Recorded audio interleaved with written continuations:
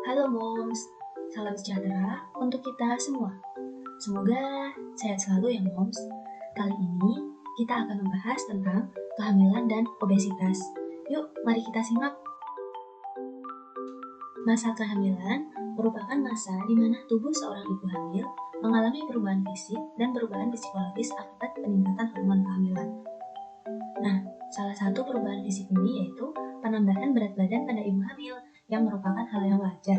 Namun, jika berlebihan saat hamil dapat mengakibatkan obesitas pada ibu hamil. Di seluruh dunia, terjadi peningkatan yang pesat dalam prevalensi overweight dan obesitas pada wanita subur yang nantinya akan berlanjut obesitas pada ibu hamil. Di Indonesia sendiri, prevalensi obesitas pada tahun 2010 yaitu sebesar 26,9%. Pada tahun 2013, terjadi peningkatan prevalensi obesitas pada wanita menjadi 32,9%. Nah, obesitas pada ibu hamil ini akan menimbulkan risiko bagi ibu dan bayi di setiap tahap kehamilan. Untuk wanita yang obesitas memiliki peningkatan risiko berbagai komplikasi kehamilan, kelahiran, dan neonatal. Peningkatan morbiditas dan mortalitas yang terkait dengan obesitas pada kehamilan penting bagi tenaga kesehatan untuk menyadari risikonya, seperti dokter dan bidan atau tenaga kesehatan lain, sehingga konseling, screening, dan pengobatan yang tepat untuk wanita obesitas akan meminimalkan dampak yang merugikan bagi wanita obesitas yang hamil. Nah, apa itu pengertian obesitas? Untuk yang pertama, pengertian kehamilan.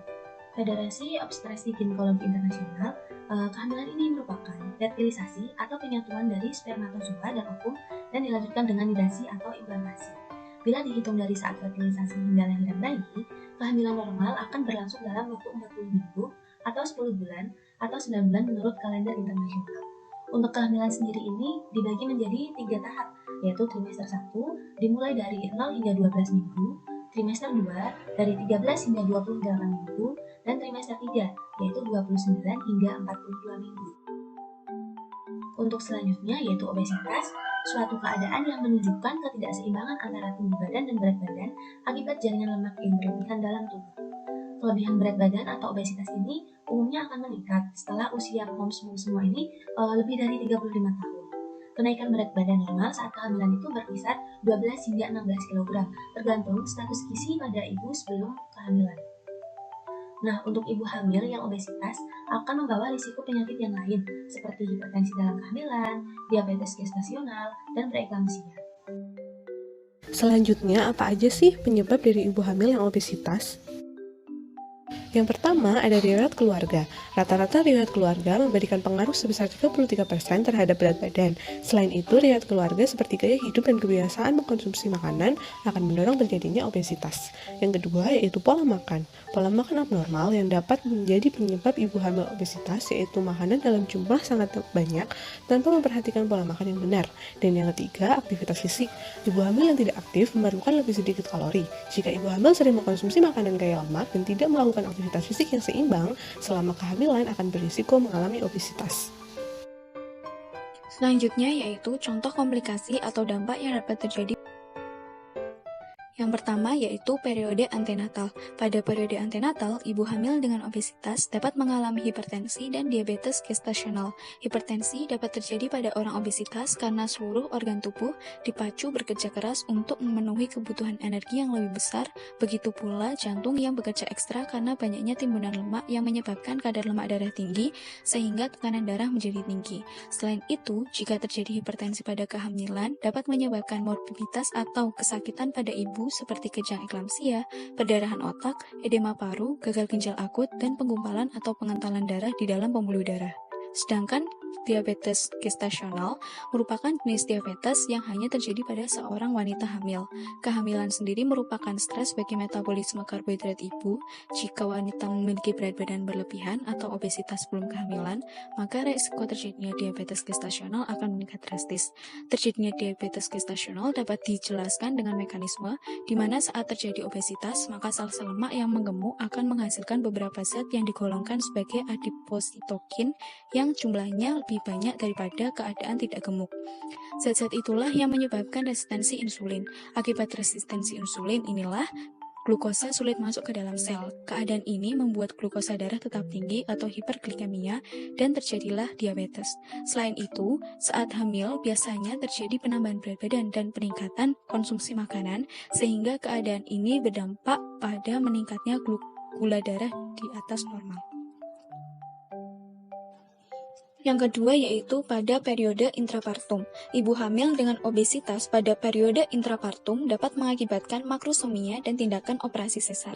Makrosomia merupakan gambaran bayi yang lahir dengan berat badan besar atau sekitar lebih dari 4.000 gram. Adapun mekanisme terjadinya makrosomia yaitu melalui peningkatan resistensi yang menyebabkan peningkatan glukosa fetus dan kadar insulin. Lipase plasenta metabolisme trigliserida di darah ibu dan mentransfer asam lemak bebas sebagai nutrisi untuk pertumbuhan janin. Kadar trigliserida yang meningkat pada ibu obesitas akan berhubungan dengan pertumbuhan janin berlebihan melalui peningkatan asam lemak bebas. Yang kedua yaitu operasi sesar. Salah satu masalah reproduksi yang dapat terjadi pada wanita dengan obesitas adalah masalah pada kehamilan. Obesitas pada wanita hamil meningkatkan risiko terjadinya komplikasi yang berhubungan dengan peningkatan angka kejadian persalinan seksio sesarea atau operasi sesar. Jika dibandingkan dengan yang memiliki berat badan normal, wanita overweight atau dengan obesitas memiliki kejadian lebih tinggi untuk menjalani persalinan dengan operasi sesar.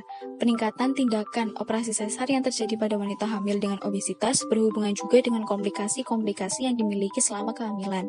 Karena pada wanita hamil dengan obesitas cenderung memiliki komplikasi seperti preeklamsia, eklamsia, gawat janin, dan lain sebagainya. Yang ketiga yaitu periode postpartum. Ibu hamil dengan obesitas pada periode postpartum dapat mengakibatkan terjadinya tromboemboli. Tromboemboli vena adalah suatu kegiatan terbentuknya trombus di dalam pembuluh darah vena.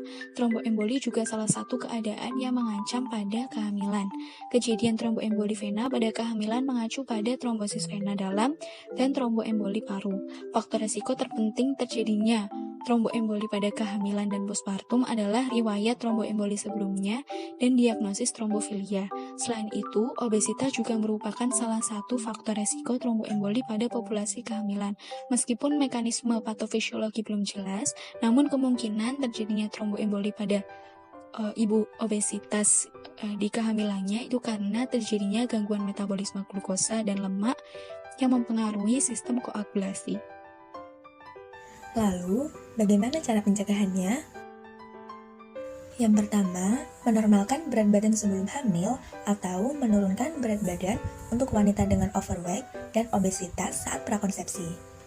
Hal tersebut perlu dilakukan karena wanita dengan overweight dan obesitas sebelum hamil lebih cenderung mengalami kenaikan berat badan selama kehamilan ya moms.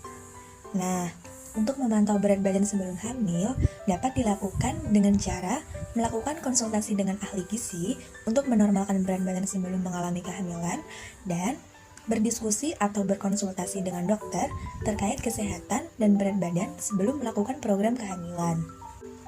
Untuk yang kedua, memantau kesehatan ibu dan janin. Selama kehamilan, kesehatan ibu dan janin harus dipantau secara rutin ya moms. Nah, untuk yang selanjutnya, melakukan perubahan pola makan dan pengaturan gizi. Perubahan pola makan dan pengaturan gizi tidak hanya menurunkan berat badan, tetapi juga mempertahankan berat badan agar tetap stabil dan mencegah kembalinya berat badan yang meningkat. Dengan cara mengkonsumsi makanan yang sehat dan bergizi. Karena selama kehamilan, tubuh memerlukan asam folat, zat besi, kalsium, dan iodium yang lebih banyak. Untuk yang selanjutnya, melakukan aktivitas fisik. Melakukan perubahan aktivitas fisik pada wanita dengan obesitas penting untuk dilakukan, karena olahraga dan aktivitas fisik memberikan manfaat yang sangat besar dalam penata laksanaan overweight dan obesitas. Aktivitas fisik dan olahraga dapat dilakukan secara rutin selama kehamilan ya moms. Nah, selanjutnya nih moms. Total kenaikan berat badan pada ibu dengan IMT sebelum hamil itu tergolong overweight berkisar antara 7 hingga 11,5 kg, sedangkan IMT yang tergolong obes itu 5 hingga 9 kg. Nah, lalu pada kehamilan kembar, untuk ibu dengan IMT sebelum hamil tergolong overweight itu 14 hingga 23 kg dan tergolong obes berkisar dari 11 sampai 19 kg. Lalu ini untuk rumus IMT yang digunakan ya moms. Untuk berat badan yang digunakan itu berat badan sebelum hamil. Nah, selanjutnya ada aktivitas fisik. Aktivitas fisik apa aja sih yang bisa dilakukan oleh ibu hamil yang obesitas dan sebenarnya kenapa harus dilakukan? Jadi, ibu hamil yang mengalami obesitas itu perlu melakukan aktivitas fisik untuk mengontrol peningkatan berat badan mams. Selain itu, dengan berolahraga atau beraktivitas fisik, tubuh akan semakin kuat dan mempersiapkan tubuh menghadapi persalinan. Tetapi, tetap konsultasikan terlebih dahulu pada dokter kandungan atau bidan ya mams jika ingin melakukan aktivitas fisik, biar bisa dipantau nih apakah kondisi tubuh dan janin mams cukup aman untuk melakukannya. Pada dasarnya, jenis aktivitas fisik ini sama seperti ibu hamil pada umumnya. Aktivitas fisik yang bisa dilakukan itu ada 4 contohnya mams, yaitu senam hamil, berenang, berjalan kaki, dan yoga. Nah, pasti udah nggak asing lagi ya sama 4 jenis aktivitas fisik tadi. Oke, langsung saja ya mams. Yang pertama adalah senam hamil. Nah, untuk yang ini, mams bisa mengikuti langkah-langkah senam hamil dari video online atau menggunakan jasa bidan untuk menuntun mams dalam melakukan senam hamil. Manfaatnya banyak, yaitu bisa melatih kelenturan otot-otot tubuh dan melatih pernapasan. Yang kedua, ada berenang. Berenang itu olahraga yang paling baik untuk dilakukan selama hamil karena saat tubuh berada di dalam air, beban tubuh yang diangkat itu tidak terlalu berat. Nah, berenang tidak saja memperkuat jantung dan sistem peredaran darah, tapi juga melatih otot serta menjaga bentuk tubuh agar tetap padat dan kuat. Dan perlu diingat bahwa berenang pada ibu hamil tidak boleh dilakukan di laut atau di tempat yang aliran airnya terlalu deras ya, mams. Lanjut, yang ketiga ada berjalan kaki mams. Nah, ini pasti mams juga udah sering ya jalan-jalan pagi atau sore. Perlu diperhatikan ya mams, sebaiknya berjalan kakinya ini dimulai dengan langkah yang lambat, lalu secara perlahan-lahan dipercepat, lalu kembali diperlambat lagi sebelum akhirnya benar-benar berhenti. Kalau mams merasakan ayunan kaki terlalu cepat dan napasnya rasa sesak, maka sebaiknya langkah kaki langsung diperlambat. Nah, aktivitas fisik ini baik dilakukan pada pagi hari di tempat yang udaranya segar seperti persawahan, taman, atau kebun. Nah, yang selanjutnya yang terakhir nih mams, ada yoga. Bagi kebanyakan ibu hamil, yoga itu jenis latihan yang paling baik karena yoga nggak cuma melatih otot tubuh, tapi juga membantu memahami cara kerja tubuh. Latihan pernapasan merupakan unsur yang terpenting dalam melakukan yoga. Kemampuan untuk melakukan pernapasan dengan baik sangat menguntungkan bagi mams. Ketika nantinya mams sedang berusaha mengendalikan kontraksi rahim dan rasa sakit yang timbul saat menuju persalinan, maka pernapasan yang terkontrol dan napas pendek dengan cepat yang biasa mams lakukan saat beryoga akan sangat membantu. Ada 2 prinsip dasar dalam yoga, yaitu meditasi dan asana atau sikap dasar tubuh. Asana ini dirancang untuk melatih berbagai daerah tubuh dengan gerakan yang lambat dan terkendali. Jika dilakukan secara teratur, maka tubuh akan lentur. Nah, dengan berlatih dan menguasai asana tersebut, mams akan mendapatkan pengendalian dan kesadaran tubuh yang lebih baik dan juga perasaan hati yang damai, yang mana ketenangan pikiran dan hati secara langsung akan menular pada bayi dalam kandungan mams. Selanjutnya, tata laksana ibu hamil obesitas. Terdapat 4 guidelines atau pedoman yang digunakan untuk melakukan tata laksana obesitas dalam kehamilan, yaitu ada dari American College of Obstetricians and Gynecologists, kemudian Royal Australian and New Zealand College of Obstetricians and Gynecologists, Royal College of Obstetrics and Gynecology, and Society of Obstetrics and Gynecologists of Canada. Yang pertama yaitu wanita yang merencanakan kehamilan perlu untuk menurunkan berat badannya. Karena jika ditemukan adanya obesitas saat perencanaan kehamilan, maka perlu dilakukan tata laksana kolaboratif antara ahli gizi dan spesialis kedokteran. Kemudian yang kedua yaitu selama konseling perencanaan kehamilan perlu ditekankan mengenai pentingnya menerapkan pola hidup sehat dalam hal gizi dan aktivitas fisik yang berlaku secara umum sesuai dengan pedoman yang berlaku di setiap negara. Kemudian yang ketiga ada edukasi mengenai pentingnya menurunkan berat badan. Yang keempat, tidak disarankan untuk mengonsumsi obat-obatan karena keamanannya yang belum terjamin dan dapat menimbulkan efek samping. Kemudian menghindari zat-zat yang berisiko pada kehamilan seperti alkohol dan rokok. Kelima yaitu menghindari stres atau depresi karena adanya keterkaitan antara depresi dan peningkatan berat badan dan obesitas, sehingga apabila hal ini terjadi perlu dilakukan tata laksana psikologis dan rujukan kepada psikiater baik sebelum dan selama kehamilan. Yang keenam yaitu ada aktivitas fisik pada ibu hamil, yaitu sekitar 30 menit pada hampir setiap hari dalam seminggu. Untuk aktivitas fisik ini sendiri juga perlu dikonsultasikan dengan dokter untuk mendiskusikan adanya kontraindikasi dan indikasi untuk berhenti melakukan aktivitas fisik. Yang ketujuh yaitu mengonsumsi makanan yang sehat dan bergizi untuk mencegah adanya kenaikan berat badan yang berlebihan selama kehamilan. Karena selama kehamilan itu tubuh memerlukan beberapa zat gizi yang meningkat. Selanjutnya yaitu untuk mempertimbangkan melakukan operasi bariatrik karena adanya dampak positif terhadap ibu dan bayi.